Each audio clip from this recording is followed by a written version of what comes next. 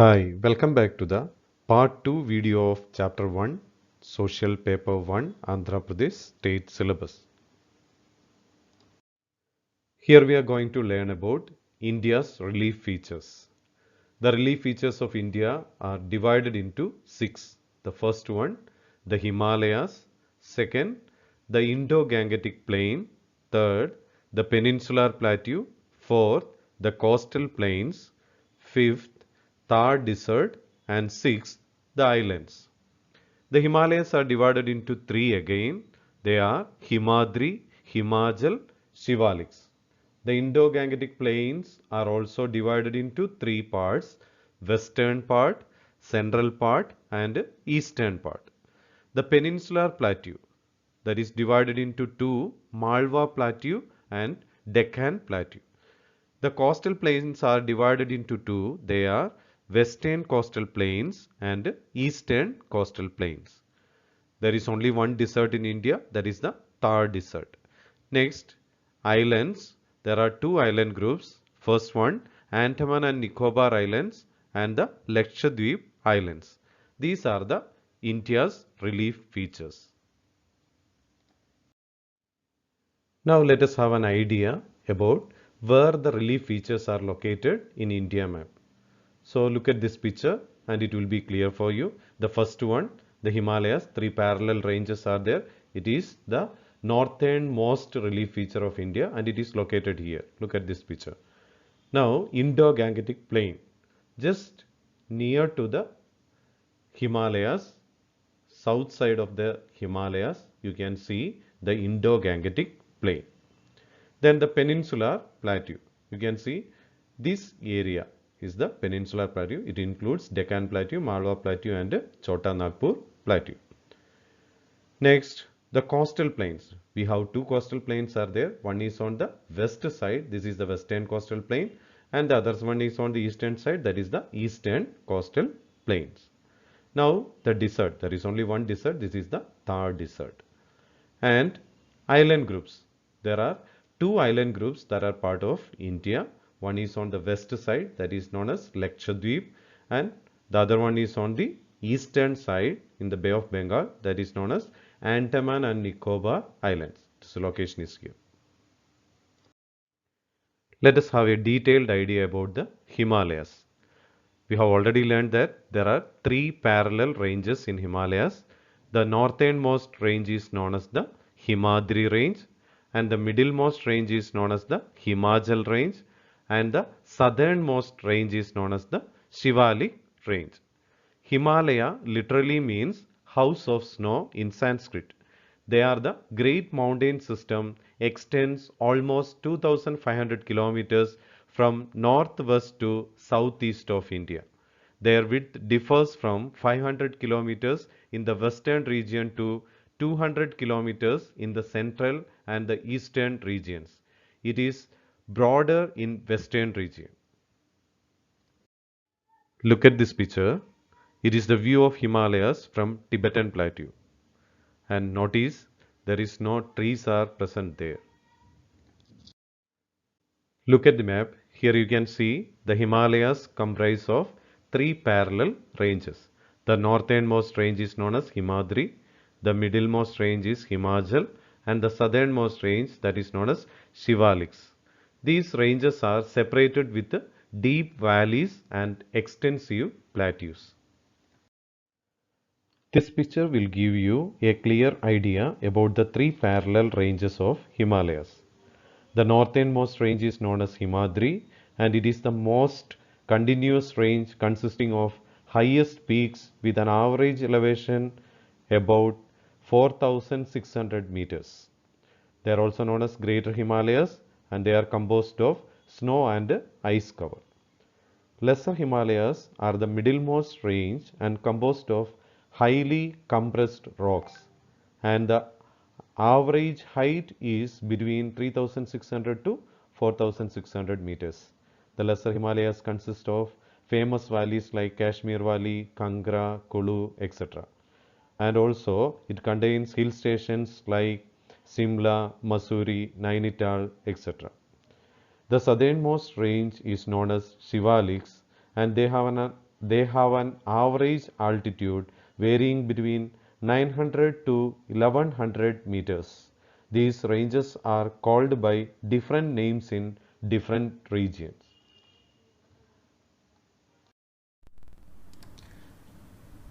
The northernmost range in Himalayas is known as the Himadri range. So they are also known as the Himadri or the Greater Himalayas. The average elevation is about 6,100 meters. They are covered with snow. Let us learn some more ideas about Himadri. Himadri, otherwise known as Greater Himalayas, is the highest mountain range of the Himalayan range system, part of the Alpide belt. The world's highest peak, Mount Everest, and other near highest peaks like Kanchenjunga, Lhotse, Nanga Parbat, etc., are part of the Greater Himalayas range. The total west to east extension of the Great Himalayas is 2,400 kilometers, that is 1,500 miles, and their average elevation is about 6,100 meters, that is 20,000 feet.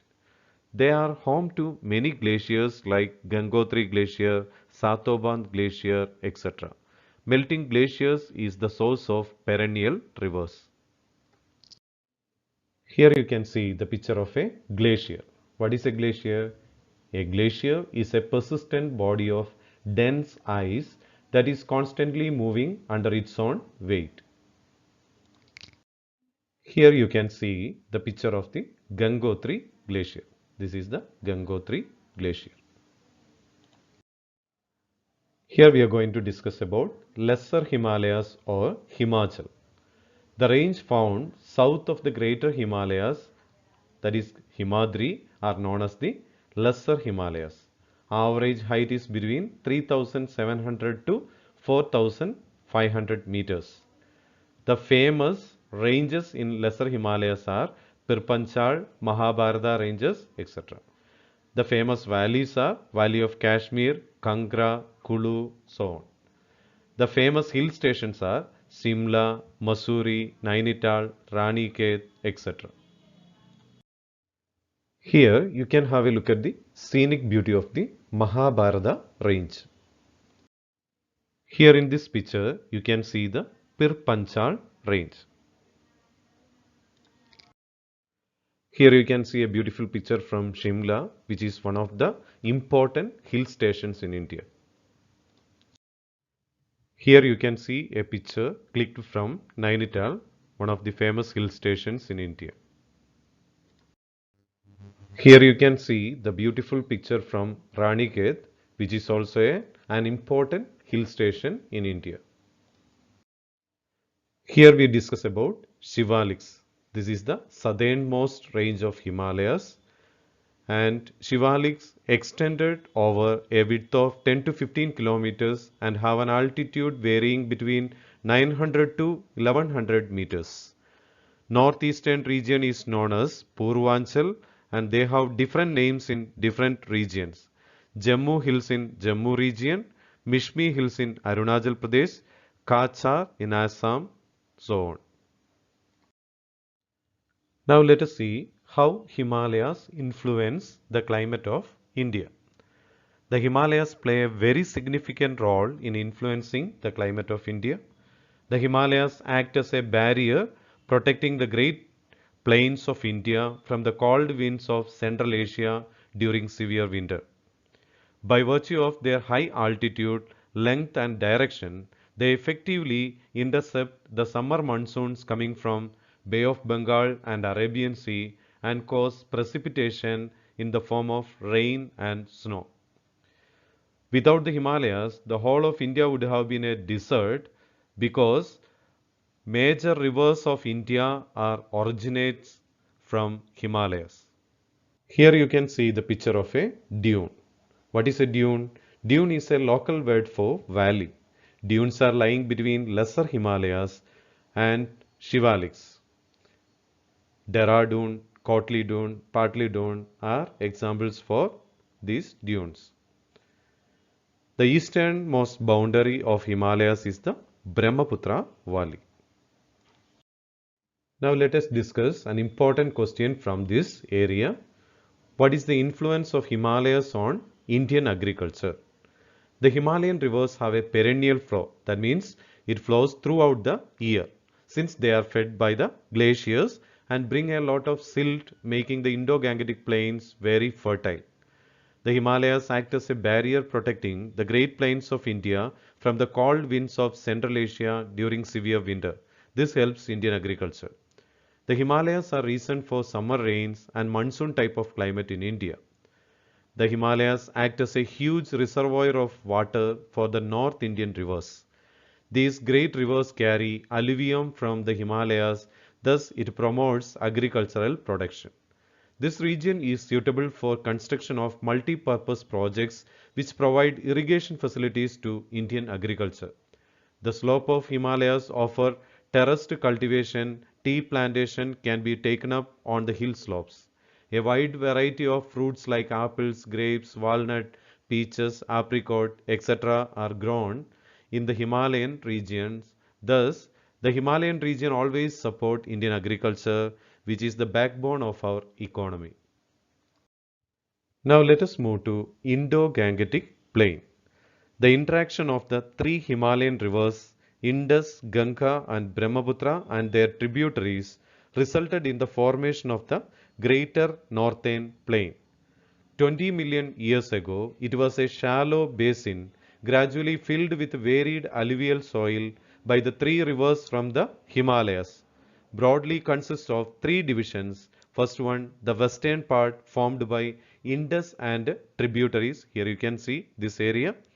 And the central part, the Ganga and its tributaries, that is the middle portion. Then the eastern part, it is formed by Brahmaputra river. You can see it here, this area. From this picture, you will get a better idea about the Indo-Gangetic plains and their three divisions. Firstly, the Punjab plains. Major portion of this is in Pakistan, formed by Indus and its tributaries, Beas, Chenab, Jhelum, Ravi and Sutlej. Second portion, that is Ganges plains, Haryana, Delhi, UP, Bihar, parts of Jharkhand and West Bengal lie in the Ganga plains. This is formed by the Ganga and its tributaries. It is the largest part of the northern plains. And the third one, Brahmaputra plains, lie mainly in Assam, built by Brahmaputra and its tributaries. Here you can see the western part of the northern plain, and it is formed by the river Indus and its tributaries. The tributaries are Jhelum, Chenab, Ravi, Beas, Sutlej, so on. And majority of the portion is located in Pakistan, and one of the important feature of this area is Doab feature. The fertile land between two rivers is known as Doab. Now let us discuss about the central part of the northern plain. It is also known as the Ganga plain, and it extends from Gaggar to Teesta and spreads in UP, Bihar, Haryana, Jharkhand and West Bengal. The tributaries such as Ganga, Yamuna are the major tributaries, and you can see the other tributaries like Chambal, Betwa, San, Kosi. Okay, all these are the tributaries of Ganga, river Ganga, and this river Ganga is the cause of central part of the northern plain. Now let us have an idea about the eastern part of the northern plain. Here you can see it is formed by river Brahmaputra and it is spread over the valley of Assam. Now let us have an idea about another important concept, that is Bhabar. The Himalayan rivers, while flowing down, deposit gravel and pebble sediments in a narrow belt of 8 to 16 kilometers width found parallel to the foothills of Sivaliks. This feature is known as Bhabar. Bhabar is porous in nature. That means it is having the capacity to filter water. Here we are going to learn about terai. Small rivers and streams flow underground through the Bhabar and reappear in lower areas and form a swampy and marshy region called Terai. Here you can see the picture of Terai. The region had thick forest and rich variety of wildlife. However, owing to the migrations at the time of India's partition, most of the Terai zone has now been cleared and used for agricultural operations. South of the Terai region, fine alluvial plain regions are found. Now let us discuss about one of the important questions that may be asked from this area, that is, why do Indo-Gangetic plains have high density of population, or why there is high population in the Indo-Gangetic plains? Let us see the answer. The interaction of the three Himalayan rivers Indus, Ganga and Brahmaputra and their tributaries resulted in the formation of Indo-Gangetic plains. The alluvial soil that these rivers brought from the Himalayas is very fertile and useful for the cultivation of different types of crops. The western part, the Punjab and Haryana plains, has dop features, dominate the fertile land between the two rivers. The central part, the Ganga plain, is mainly spread in the states of UP, Bihar and partly in Haryana, Jharkhand and West Bengal. This area is extremely fertile and excellent for farming. This makes the Indo-Gangetic plain a suitable place for Indian farmers to grow rice and wheat. The Himalayas act as a huge reservoir of water for the North Indian rivers. This region is suitable for construction of multi-purpose projects which strengthens the Indian agriculture. Tropical deciduous forests dominate the region, which provides timber, fuel wood, fodder, medicinal plants and herbs, etc. Transport is well developed in Indo-Gangetic plains. Construction of transport network is early in these plains. Most flat land is available for the construction of houses as well as for cultivation.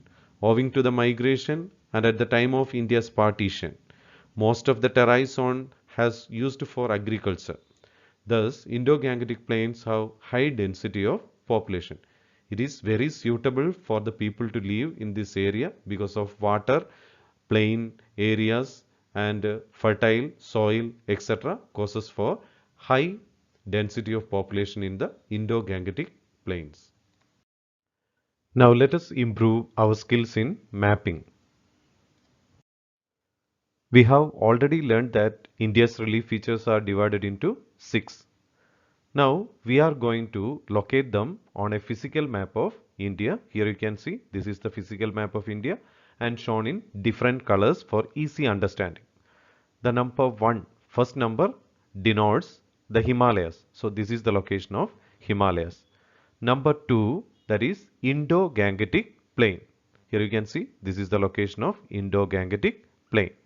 Number 3, Peninsular Plateau. You can see this is the location of Peninsular Plateau. Then coastal plains. We have two coastal plains are there. One is on the west side and the other one is on the east side. Then desert. There is only one desert. It is located here, number 5. And number 6, the islands. There are two island groups are part of India. One is on the west side, that is Lakshadweep, and one is on the east side, that is Andaman and Nicobar Islands. Now let us have an idea about the Himalayan mountain system. As we know, it is divided into 3 main parallel ranges. The first one, Himadri or Greater Himalayas. Second one, Himachal or Lesser Himalayas. And the southernmost one, Shivaliks or Outer Himalayas. Here you can see their locations also.